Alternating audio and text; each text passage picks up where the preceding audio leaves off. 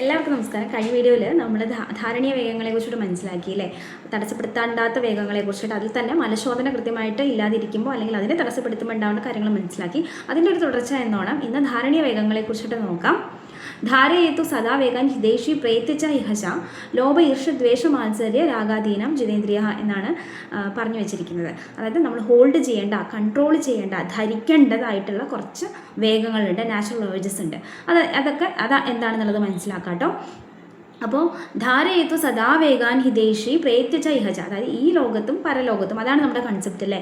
അത് എത്ര പേര് വിശ്വസിക്കുന്ന അറിയില്ല, എന്നാലും ഇഹലോകമുണ്ട് പരലോകമുണ്ട്. അപ്പോൾ ഇവിടെയൊക്കെ ഹിതമായിട്ട് ജീവിക്കണം, സന്തോഷമായിട്ട് സമാധാനമായിട്ടൊക്കെ ജീവിക്കണം എന്ന് ആഗ്രഹിക്കുന്ന ഒരാൾ എന്ത് ചെയ്യണം? സദാ എപ്പോഴും ഈ താഴെ പറയാനുള്ള കുറച്ച് വേഗങ്ങളെ ധാരണം ചെയ്യണം, ധരിക്കണം, കൺട്രോൾ ചെയ്യണം എന്നാണ് പറയുന്നത്. ഏതൊക്കെയാണ്? ലോഭം, ഈർഷ്യ, ദ്വേഷം, മാത്സര്യ, രാഗാധീനം, ജിതേന്ദ്രിയ എന്നാണ്. അതായത് നമ്മുടെ ഇന്ദ്രിയങ്ങളെയൊക്കെ ഇന്ദ്രിയങ്ങൾ എന്താ നമുക്കറിയില്ലേ? നാക്ക്, മൂക്ക്, തൊക്ക്, ചെവി, കണ്ണ്, ഇതൊക്കെ പഞ്ച ഇന്ദ്രിയങ്ങളെ നമ്മൾ നിഗ്രഹം ചെയ്യണമെന്ന് പറയണം. അങ്ങനെ നിഗ്രഹം ചെയ്താൽ മാത്രമേ നമുക്ക് ഇന്ദ്രിയങ്ങളെ ജയിക്കാൻ പറ്റുള്ളൂ.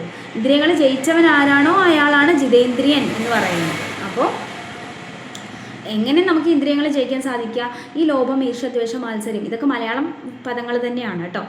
മലയാളത്തിൽ നമ്മൾ അങ്ങനെ തന്നെയല്ലേ പറയുന്നത്.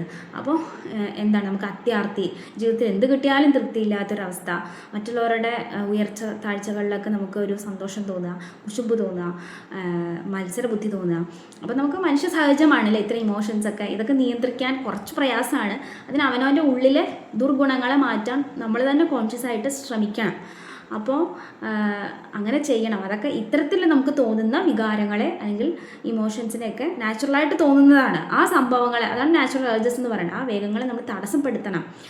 അതിനെന്താ ചെയ്യാൻ പറ്റുക? അപ്പോൾ നമുക്ക് ദേഷ്യം വരുന്നു, അല്ലെങ്കിൽ നമുക്ക് ഒരാളെ കാണുമ്പോൾ കുശുമ്പ് തോന്നുന്നു, ഇങ്ങനെയുള്ള നാച്ചുറലായിട്ട് വരുന്ന ഈ വേഗങ്ങൾ വരുമ്പോൾ സ്വയം നമുക്ക് തിരിച്ചറിയാം, എനിക്കിപ്പോൾ ദേഷ്യം വരുന്നുണ്ട് എന്ന് നമ്മൾ അവെയർ ആയിട്ടിരിക്കുക.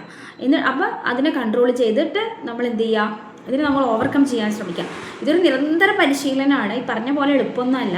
നമുക്ക് പുറമേ ഉള്ളൊരു കാര്യം നേടിയെടുക്കാൻ സാധിക്കുന്നതിനേക്കാൾ ടഫാണ് നമ്മളുടെ ഉള്ളിലുള്ള ദുർഗുണങ്ങൾ. ആദ്യം നമ്മൾ തിരിച്ചറിയണം നമുക്ക് എന്തൊക്കെ പോരായ്മകളുണ്ട്, നമ്മുടെ ഇന്ന ക്വാളിറ്റീസ് മാറ്റിയാൽ നമുക്ക് കുറച്ച് മികച്ചതാവാൻ പറ്റും, അല്ലെങ്കിൽ നമ്മുടെ കാഴ്ചപ്പാടിനെ കുറച്ച് ബെറ്റർ ആക്കാൻ പറ്റും എന്നൊക്കെ അവനവന് സ്വയം നമുക്ക് ശ്രദ്ധ ഉണ്ടെങ്കിൽ ഇതൊക്കെ കണ്ടുപിടിക്കാൻ പറ്റുള്ളൂ. അതാദ്യം കണ്ടുപിടിച്ചിട്ട് വേണം നമ്മളിത് എന്താ പറയുക, ദുർഗുണങ്ങളെയൊക്കെ മാറ്റാൻ നമ്മൾ ശ്രമിക്കേണ്ടത്. അപ്പോൾ നമ്മുടെ ആചാര്യന്മാർ ഇതൊക്കെ പറഞ്ഞു വെച്ചിട്ടുണ്ട്. ഇതൊക്കെ കണ്ടുപിടിച്ച് നമ്മൾ സ്വയം നമ്മുടെ ഉള്ളിലേക്ക് നോക്കി പരിശീലനം ചെയ്ത് നമ്മളെ പരിവർത്തനപ്പെടുത്തി മികച്ചതാക്കാൻ നമ്മൾ തന്നെ ശ്രമിക്കുക എന്നുള്ളതാണ്. എല്ലാവർക്കും അതിലൊക്കെ ഒരു ശ്രദ്ധ ഉണ്ടാവട്ടെ എന്ന് ആത്മാർത്ഥമായിട്ട് ആഗ്രഹിക്കുന്നു. നന്ദി, നമസ്കാരം. Thank you.